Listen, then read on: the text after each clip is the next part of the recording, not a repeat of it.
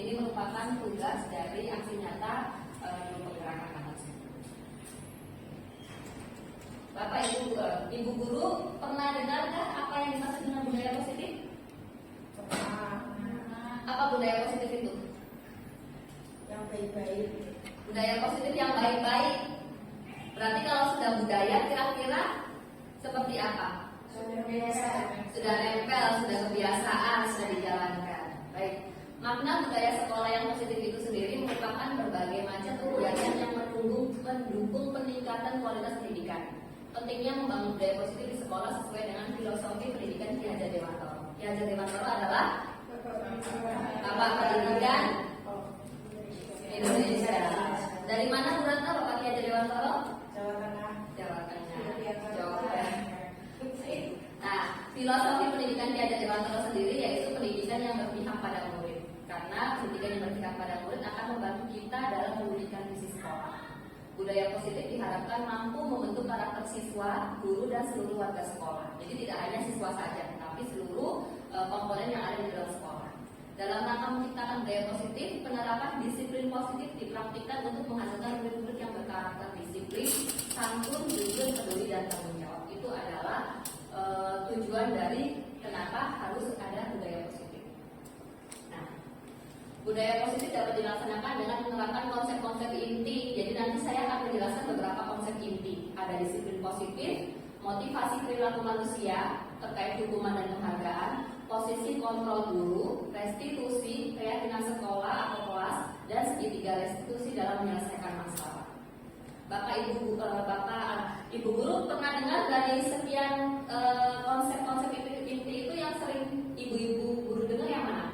Disiplin positif, terus hukuman penghargaan. Restitusi belum pernah ya?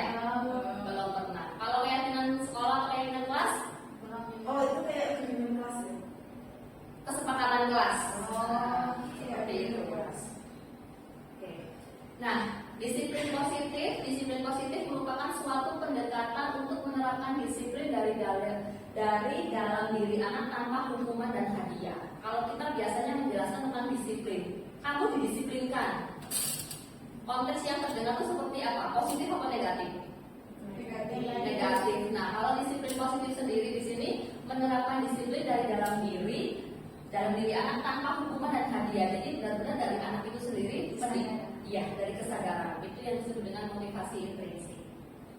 Kemudian pendekatan disiplin positif menitik beratkan pada pendekatan yang positif tanpa kekerasan, memotivasi, merefleksi kesalahan, menghargai, membangun logika dan bersifat jangka panjang. Karena tujuan kita itu bersifat jangka panjang.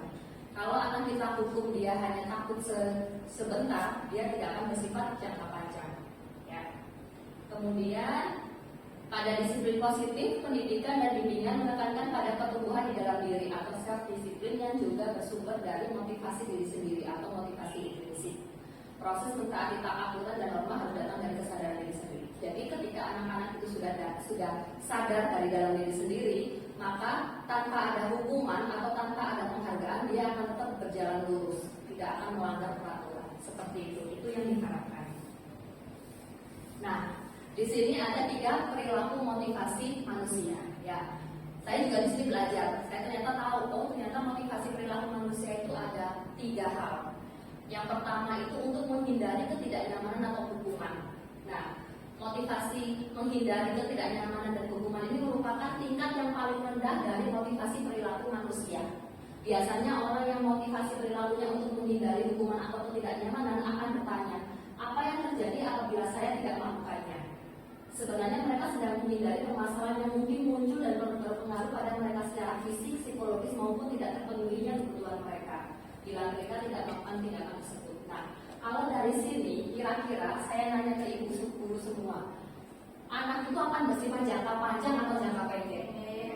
Jangka pendek. Nah, karena dia bersifat jangka pendek, maka motivasi yang pertama ini termasuk motivasi eksternal. Jadi yang tidak datang dari dirinya sendiri. Nah, yang kedua yaitu untuk mendapatkan imbalan atau penghargaan dari orang lain. Orang dengan motivasi ini akan bertanya, apa yang akan saya dapatkan apabila saya melakukannya? Mereka akan melakukan sebuah tindakan untuk mendapatkan pujian pujian dari orang lain yang menurut mereka penting dan mereka meletakkan dalam dunia berkualitas mereka. Dunia berkualitas mereka itu adalah suatu dunia yang membuat mereka nyaman, seperti angan-angan. Nanti kalau aku ngaji, pasti aku akan dipuji sama Bu Ratna. Kalau aku mengerjakan PR, pasti Bu Ratna akan senang dan memberikan nilai padaku. Pasti nanti aku akan dibilang anak yang pintar. Dia berangan-angan seperti itu dunia berkualitas. Mereka juga melakukan sesuatu untuk mendapatkan hadiah, pengakuan atau imbalan. Nah, kira-kira kalau dari sini bersifat jangka panjang atau jangka pendek? Pendek. Jangka pendek. Kalau Bu Ratna tidak memuji dia, cuma oh Lukna kamu sudah mengadakan, ya sudah gitu. Tidak akan memuji Lukna pintar gitu. Kira-kira dia kecewa nggak? Kecewa. Kecewa. Bu Ratna nggak memuji aku dibilang dia aja gitu. Motivasi ini termasuk motivasi eksternal. Dia tidak bersifat jangka panjang. Nah, yang ketiga yaitu menjadi orang yang mereka inginkan dan menghargai diri sendiri dengan nilai-nilai yang mereka percaya. Orang dengan motivasi ini akan bertanya, akan menjadi orang seperti apa apabila saya tidak melakukannya. Mereka melakukan sesuatu karena nilai-nilai yang mereka yakini dan hargai, dan mereka melakukannya karena mereka ingin menjadi orang yang melakukan nilai-nilai mereka yang yakini tersebut. Ini adalah motivasi yang membuat seseorang memiliki disiplin positif. Kira-kira dari sekian angkatan kita kelas 12 yang memiliki motivasi ini siapa? Bapak Ibu bisa membedakan kan?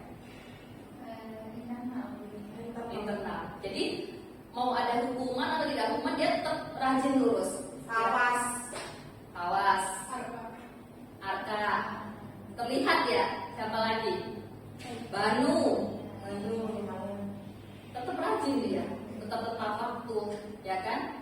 Terlihat, walaupun tidak ada penghargaan, tidak ada imbalan, dia tetap lurus, tetap dari dirinya sendiri. Kalau dari angkatan yang kelas 11 siapa? Syalwa Nabila. Siapa lagi? Bu Ati. Siapa kira-kira? Yang terlihat? Justin. Oh, Dani lumayan deh. Dani. Kalau Justin lebih pada mood. Iya. Ya. Seperti jadi bisa terlihat Samdiva Dia hukum, posisi teman, posisi pembuat rasa bersalah dan posisi pemantau. Kira-kira saya nanya ke Bu Rumi. Bu Rumi dari posisi semua ini Bu Rumi yang mana?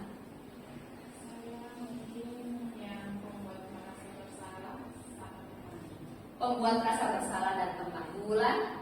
teman dan pemantau. Teman dan pemantau. Bu Ani? Pemantau dan teman. Bu Ratna? Semuanya. Semuanya kayak gini. Pembuat rasa bersalah. Pembuat rasa bersalah sama apa? Itu apa maksudnya pembuat rasa bersalah? Pembuat rasa bersalah itu nanti saya terangkan. Kayaknya aku teman, manajer, mendukung, pemantau. Kalau pembuat rasa bersalah saya kan nggak tahu. Oh gitu. Nanti biar Bu Ratna tahu ya pembuat rasa bersalah seperti apa. Bu Rosi? Teman membuat rasa bersalah, manajer. Teman pembuat rasa bersalah, manajer. Gak ada yang menghukum ya? Kayaknya yang menghukum saya. Oke. Posisi penghukum tidak memberikan motivasi secara intrinsik bagi peserta didik, justru menimbulkan rasa dendam dan rendah diri. Astagfirullah. Kakak maju ke depan, kerjakan. Yang benar. David, mana program kamu? Bu Ratna pernah melakukan itu? Berarti posisi penghukum pernah nggak Bu Ratna? Itu adalah posisi penghukum ya. Nah, kalau posisi memberi rasa bersalah akan menimbulkan rendah diri dan sakit hati. Kamu tuh Mbok Yo yang rajin, ibu tuh udah bikin soal capek-capek loh. Nah, itu membuat rasa bersalah. Kamu yang benar ngapalinnya, ibu tuh udah dengerin kamu baik-baik. Nah, itu membuat rasa bersalah. Jadi kayak anak sekarang nggak membuat anak itu jadi dia pasti akan ada rasa tidak enak di hatinya, ada rasa yang tidak enak di hatinya. Jadi nggak enak. sama pula. Kamu itu ya, Bu Sinta udah bikin soal sejam, kamu ngerjakannya 1 menit, capek tahu. Curhat. Nah, posisi sebagai teman akan membuat siswa menjadi kurang mandiri. Posisi sebagai teman ini akan membuat guru nanti bingung ketika harus mengeksekusi anak tersebut. Ayolah dikerjakan tugasnya. Ada kata ayolah gitu. Jadi Jadi kita mengajak, nggak marah-marah. Tapi ketika nanti misalkan anak itu berbuat kesalahan, kita bingung mau menghukumnya. Kalau posisi sebagai teman ini sangat terlihat sekali di 12 IPA 2. Siapa guru ini? Yang kita bingung akan menghukumnya. Anak itu Ilmi. Karena kita merasa sudah sebagai teman, jadi kita bingung mau menghukumnya. Saya terlambat Bu karena saya sakit perut, bingung kan? Nah, karena dia sudah merasa dekat, jadi dia merasa nanti aku dibela. Kalau posisi pemantau akan menggunakan konsekuensi dan catatan untuk mengendalikan perilaku murid. Mereka akan bertanya tentang peraturan yang dilanggar dan konsekuensinya. Kemarin Ibu lihat ya David ya, kamu tidak pernah mengerjakan tugas di pelajaran Ibu. Terus kamu tidur di pelajaran Ibu.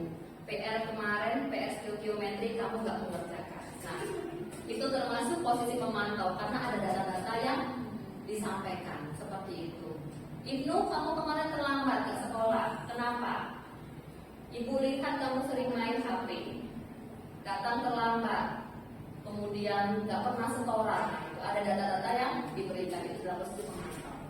Jadi disarankan dari semua posisi itu yang terbaik adalah posisi manajer. Nah, di posisi manajer ini merupakan posisi yang disarankan untuk guru dalam mendisiplinkan murid. Posisi ini akan menciptakan identitas positif. Pada posisi manajer, guru berbuat sesuatu bersama dengan murid, mempersilahkan murid mempertanggungjawabkan perilakunya, mendukung murid agar dapat menemukan solusi atas permasalahannya sendiri. Mungkin ibu guru sendiri sudah pernah melakukan ini, tapi kita tidak mungkin terlepas dari menjadi full manager ya.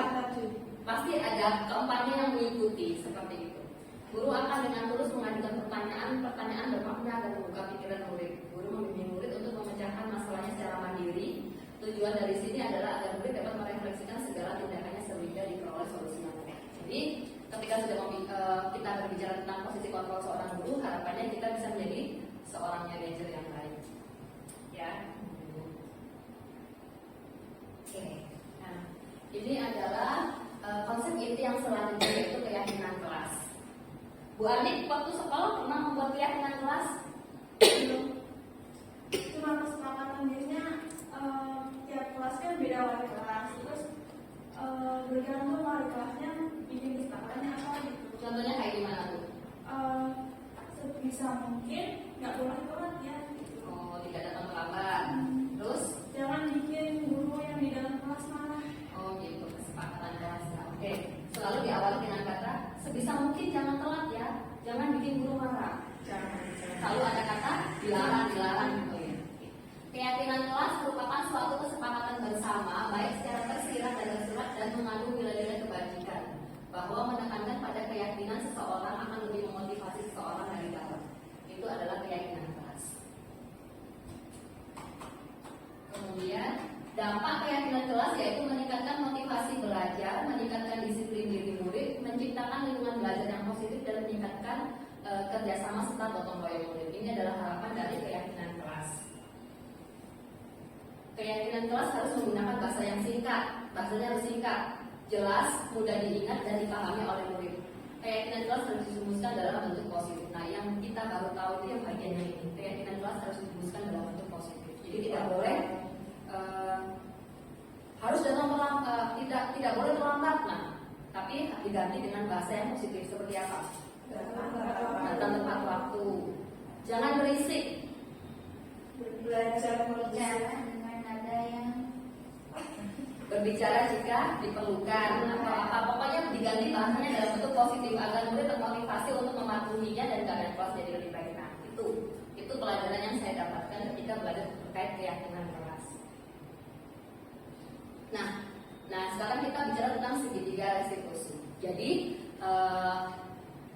restitusi itu adalah suatu proses dialog yang dijalankan oleh guru atau orang agar dapat menghasilkan murid yang mandiri bertanggung jawab. Bentuk segitiga restitusi itu seperti segitiga, ada 3 sisi. Nah, sisi yang paling bawah itu adalah sisi menstabilkan identitas, kemudian validasi tindakan yang salah dan menanyakan keyakinan.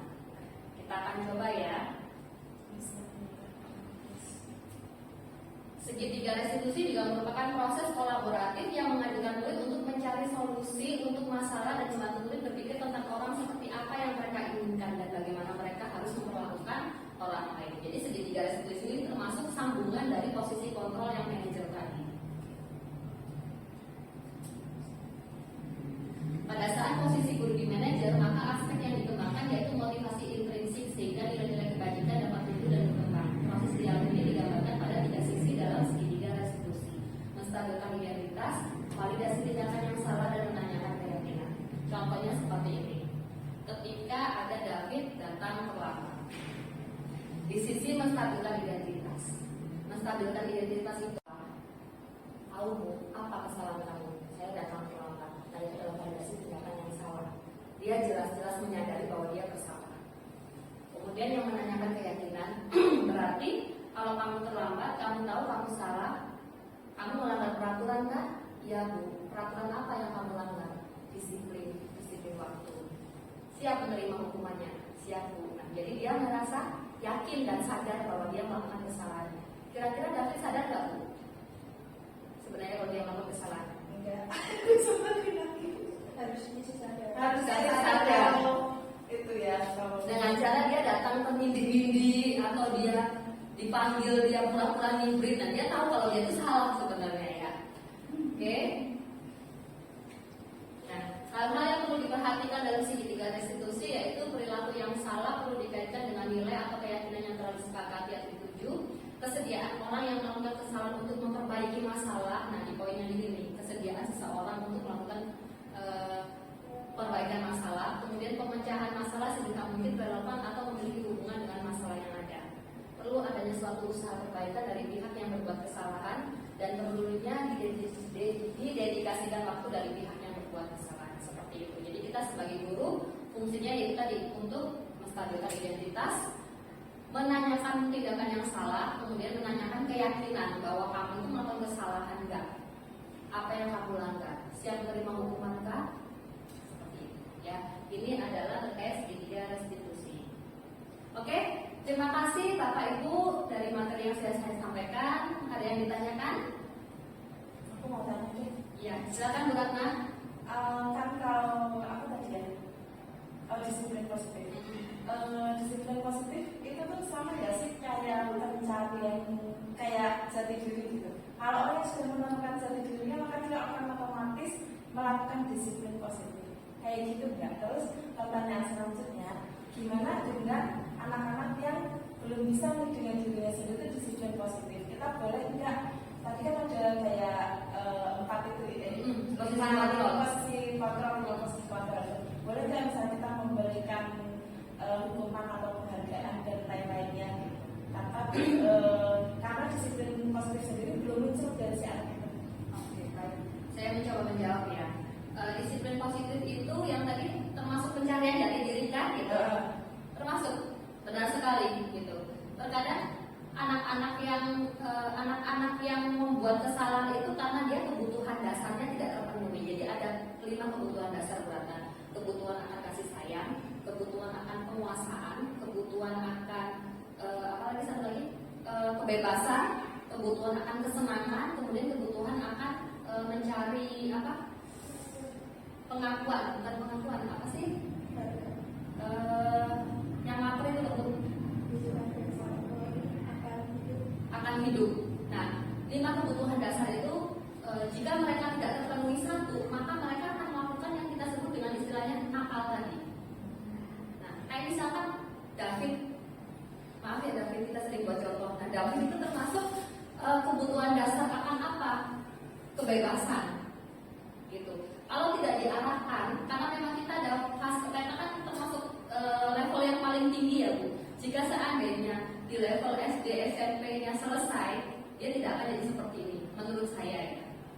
Karena dia fase itu lanjutannya dia belum selesai, jadinya kita sebagai guru SMA yang paling atas yang sudah lelah gitu. Karena dia termasuk kayak anak-anak yang sering membuat kasus itu karena kebutuhan dasarnya itu tidak terpenuhi, jadi dia mencari jati diri.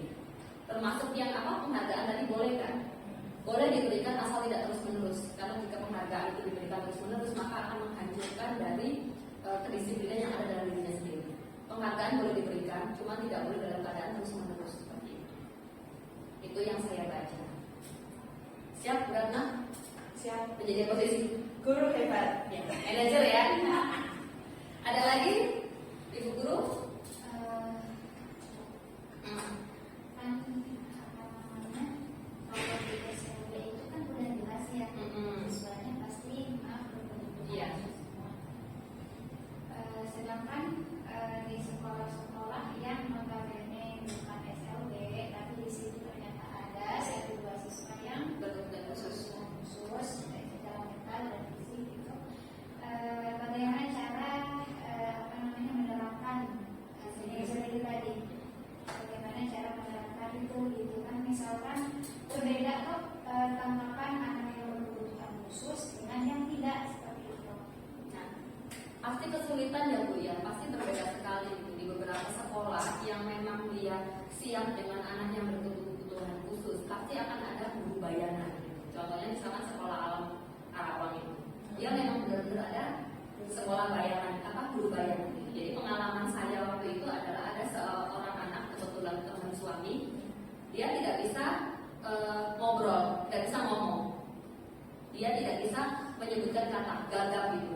Cuma karena dari kelas 1 SD dia punya guru bayangan, dan guru bayangan itu selalu, memang sisi buruknya adalah dia ketergantungan dengan guru bayangan itu. Jadi suatu ketika guru bayangan itu tidak masuk, dia nggak bisa, seperti seakan tidak bisa hidup, karena memang dia menggantungkan dari guru bayangan. Nah, guru bayangan itu memang yang selalu bersama dia, kemanapun, aktivitas apapun guru bayangan itu selalu ada. Sampai kelas 6 itu dia dengan guru bayangan itu, alhamdulillah dia normal, dia bisa ngobrol, dia bisa semuanya. Cuman kesulitannya adalah ketika dia harus mencari sekolah yang level lebih tinggi, yang tidak ada guru bayangannya. Karena itu tadi menjadi ketergantungan gitu.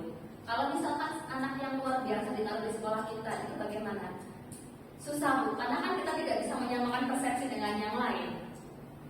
Kita yang dikejar banyak anak ya, tidak mungkin menemani dia sendiri, dan guru BK kita cuma satu. Kalau di negeri guru BK-nya banyak ya, tapi anaknya juga banyak gitu.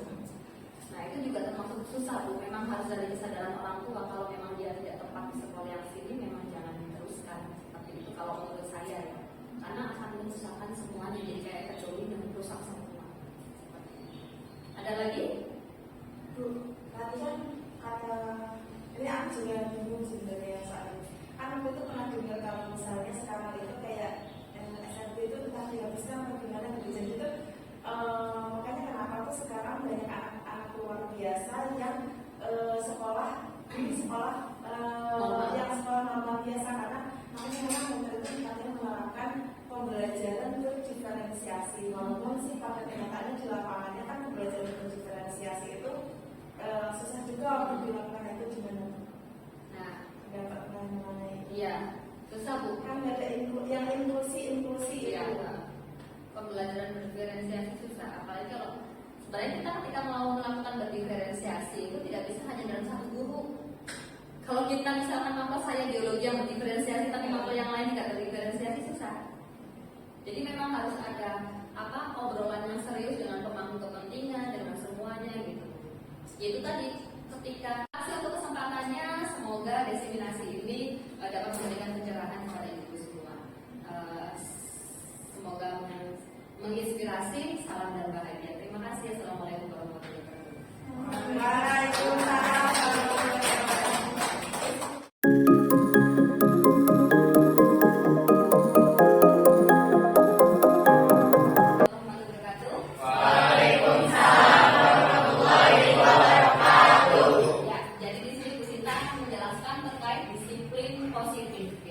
Disiplin itu ada dua, disiplin negatif sama disiplin positif. Bapak, ada yang tahu disiplin?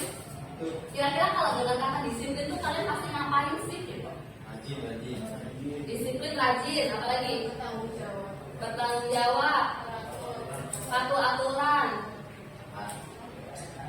Disiplin telat. Oke, benar. Aku gak disiplin. Terus apa lagi?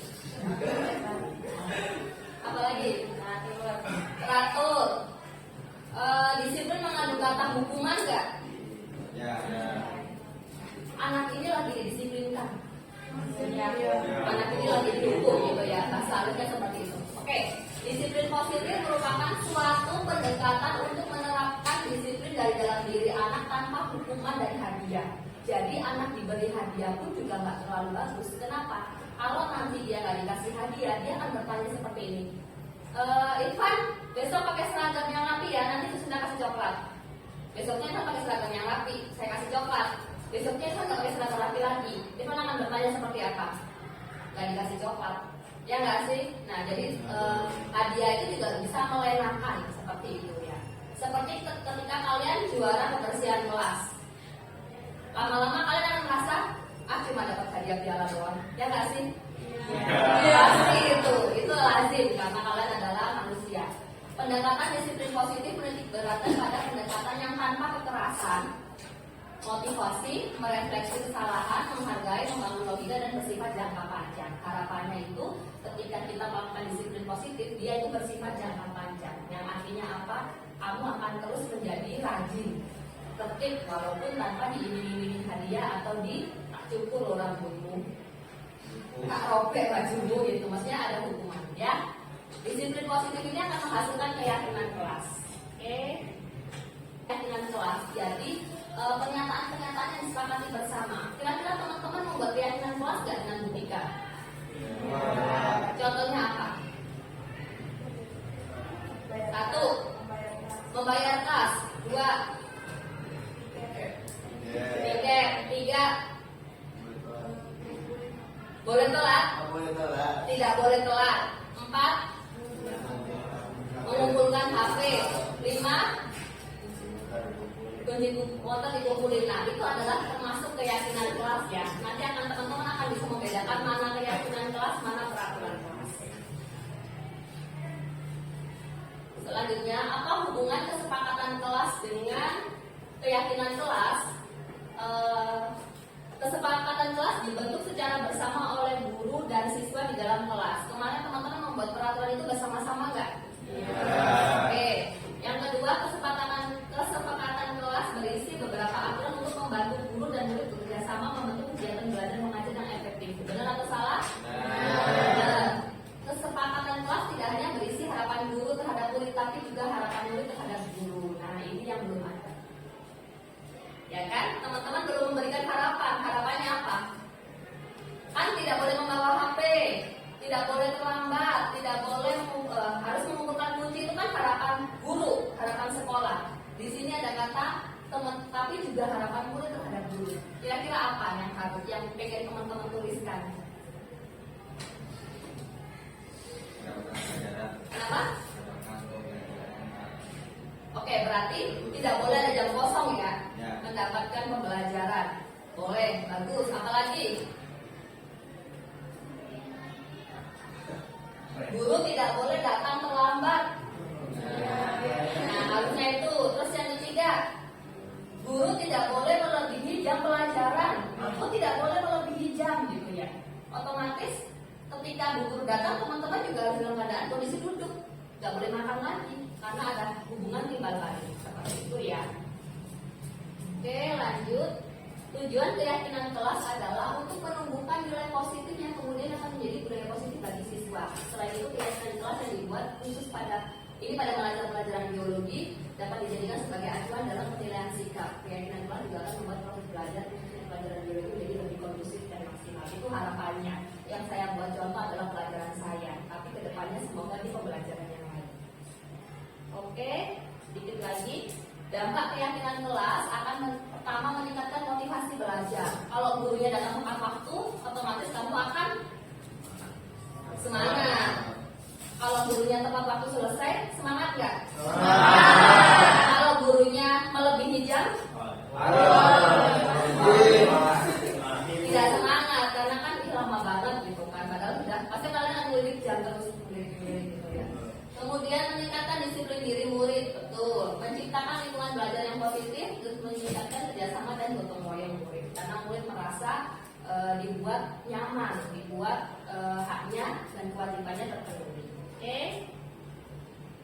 Tahapan membuat keyakinan kelas di sini, guru meminta murid untuk menuliskan keyakinan kelas yang mereka inginkan. Kemarin begitu atau enggak? Begitu, menuliskan. Oke. Guru membimbing murid untuk merumuskan keyakinan kelas yang positif dan efektif. Keyakinan kelas harus singkat, tidak boleh membawa HP, tidak boleh membawa kunci, harus singkat. dan mudah diingat. Kemudian keyakinan kelas harus dirumuskan dalam bentuk positif agar murid menjadi termotivasi. Berarti tidak boleh membawa HP, diganti kata-katanya menjadi hal yang positif. Menyimpan HP pada wali kelas, menyimpan kunci pada wali kelas, seperti itu. Jadi kata positifnya diganti. Tidak dilarang, dilarang gitu kan. Kalau ada kata dilarang berarti kamu kan kayak apaan sih gitu kan. Dilarang merokok, apaan sih gitu. Nah kalau di sekolah nggak boleh ya, di sekolah Islam. Keyakinan kelasnya sudah dibuat secara bersama-sama disepakati oleh semua murid dan guru. Semua warga kelas berkewajiban untuk mematuhi dan mengingatkan satu sama lain terkait keyakinan kelas. Oke. Ini keyakinan kelas yang disepakati dalam pelajaran biologi. Umumnya di pembelajaran yang lainnya juga sama, ya seperti ini keyakinan kelasnya. Oke, lanjut ya.